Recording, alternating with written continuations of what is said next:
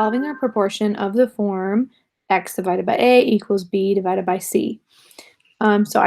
We just did a video on this one. It had basic after this title, the same exact title. It just had basic after it. So it's the exact same procedure as that one. Whenever you have a proportion, which is just two ratios or fractions that equal each other, you cross multiply. So you can see that I'll click my pen on here. You can see that they're multiplying 5 times 13 and then y times 7. So you get, and they flopped it like this. When they write it down here, that's why 7y is over here. And then 13 times 5 is down here, which is 65. For whatever reason, they flop the sides. You don't have to flip-flop the sides. They're just doing that because in the equation or where you write your answers is going to say y equals, so they're trying to put y on the left side. That's the only reason they flip-flop it.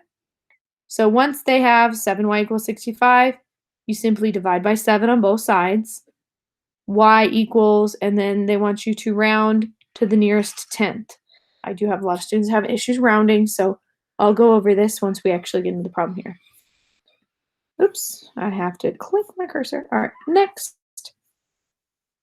Okay, so we have u over 7 equals 8 over 17. All right, so we're going to cross multiply. So we have u times 17, whoop, writing that funny, and then we have 7 times 8. All right, you have to have two fractions equal to each other in order for this to happen. So you go from top to bottom and then bottom to top across the equal sign. All right, so we have 17u equals, we have 7 times 8, which is 56. Our last step here is to divide by 17 because we want to get this u by itself. 17 divided by 17 is 1. So we just bring down the u, and that equals, and we will need a calculator for this one because it's going to be a decimal. 17 divided by, whoops, 56 divided by 17. And you can do this longhand division, but they're offering the calculator. So I'm going to go ahead and use the calculator.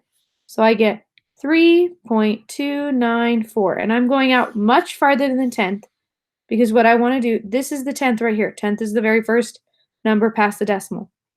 You have to look at the number after that to decide how to round. So you look at the 9. If the 9 is 5 or bigger, then you round up. And remember, you're rounding the tenth.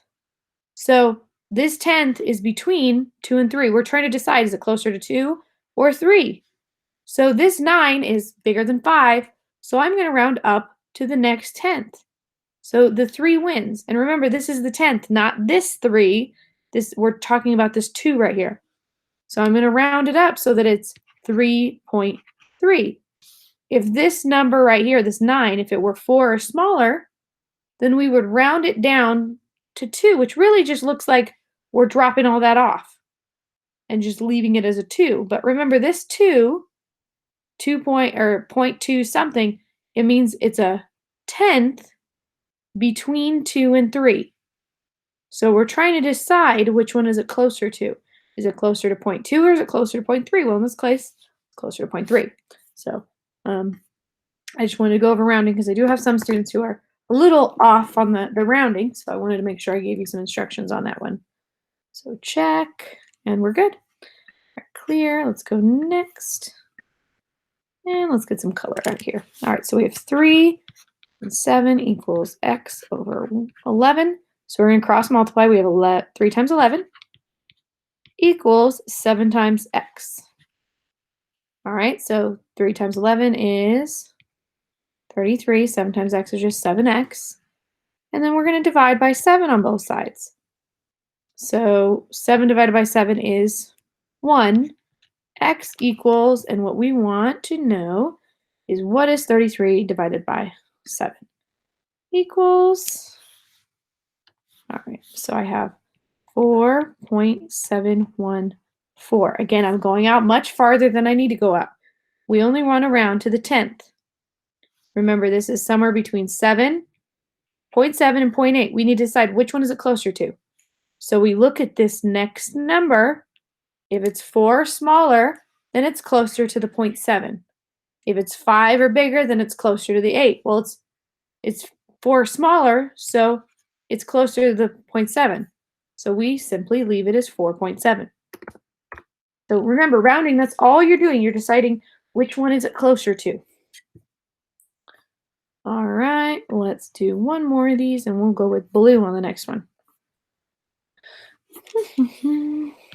So we have 4 over y equals 3 over 17. So 4 times 17 equals y times 3. So I'm going to go ahead and use the calculator for this one instead of writing it out. Why not? They let us use it here. So I have 68 equals 3y, because remember, you multiply these together, you smush it together, and the proper way is to have the variable after the coefficient. So the last piece here is to divide by 3. 3 divided by 3 is 1, so y equals, and I'm going to come back over here, and it's already highlighted, so if I click divide, it knows that I want to divide 68, and push it on top of the fraction, equals, remember, a fraction means division. That's all a fraction means. Okay. So I end up with 2, 2, 6, 6, 7, like that. And I actually rounded it off before I ended it because it's actually 6, 6, 6, 6, 6. It keeps going on and on and on forever. So we want to round to this 6 here. I'm going to look at the next number. Remember, we're trying to decide, is it closer to this or is it closer to this? We still have the 22 in front of it, right? We just have to decide which one is it closer to. This 6 is 5 or bigger, so that actually means that it's closer to this one. It's closer to the 0.7 than it is the 0.6. I wanted to show you 1, 2, 3, 4. So if this is 22, and then each one of these is a 0.1, so this is 22.1, 22.2, 0.3, 0.4, 0.5, 0.6. So this one is 1, 2, 3, 4, 5, 6, 7. So here's our number. And I'm trying to decide if the next number is closer. So when we're doing that, the reason I say 5 or bigger, and I'm actually just looking at the 10th right now because it's a little easier. If I went and looked at the 100th, I'd have to have 100 marks in here. So I wasn't doing the 100 marks. I'm actually just looking at the 10th. But here's 22, and then if I went 1, 2, 3, 4, 5, 6, 7, 8, 9, so 10. So this would actually be 23. So if I want to decide, and it's the same idea every time you're deciding how to round. So I'm looking at which one's closer, and 1, 2, 3, 4, 5. So I'm always saying, here's the 5 mark here. So these are the whole numbers. And here's the 5 mark. So what we want to do is decide, is it closer to this first one or is it closer to the second one? So if it's 5 or bigger, we always say it's closer to the second. So we round it up. If it's below this mark, we say it's closer to this first one. So we round it down. So that's the reason. It has to do with literally what is it closer to. So that was a lot of me talking about rounding, but I'm hoping that it'll serve you well in the future there. All right, so we're all done with that one. Clear. Next.